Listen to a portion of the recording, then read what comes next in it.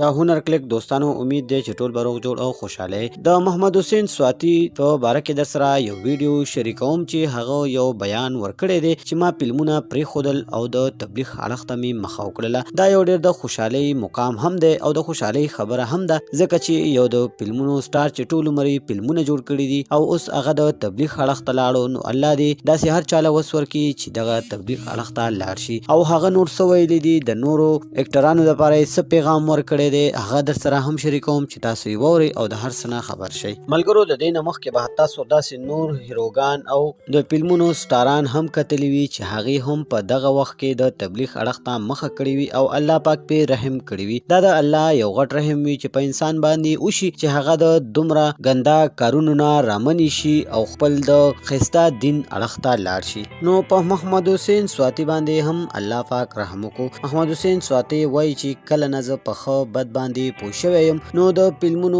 او ډرامو کې مې کار شروع کړی دی او کار پکې کوم، خو وایي چې تر اوسه پورې پکې ماته هغه سکون نه دی میلاو شوی کوم چې ماته د دې نه مخکې میلاوېدو او کوم چې زه غواړم چې ماته هغه سکون میلاو شي. خو وایي چې ما ومنله او ماته پته هم لګېدله چې هغه سکون په دنیا په یو څیز کې هم نشته دی، کوم سکون چې په تبلیغ کې دی او الله پاک انسان ته تبلیغ کې سکون ورکوي. نو وایي چې ما فیصله وکړله چې زه نور فلمونه نه جوړوم او زه تبلیغ کې ځم او کوشش به کوم چې ځان سره نور هم داسې ملګري تیار کړم د تبلیغ دپاره. حقیقت کې د محمد حسین سواتی د مینوالو دپاره یو ډېر د خوشحالۍ خبر هم دی او دعا ورته کوي چې الله پاک دومره وس ورکړي چې ځان سره نور هم داسې یو څو ملګري برابر کړي او الله پاک پرې رحم وکړي او الله یې زندګي ښه کړي. دا یو ډېر د خوشحالۍ خبرو غوښتل مو چې دا تاسو سره هم شریکو د محمد حسین سواتی په باره کې دا خبر. که ویډیو مو خوښه شوې وي مهرباني وکړئ زموږ چینل سره هم سبسکرایب کړئ چې راتلونکي داسې ویډیوګانې درته ملاویږي. آباد اوسئ.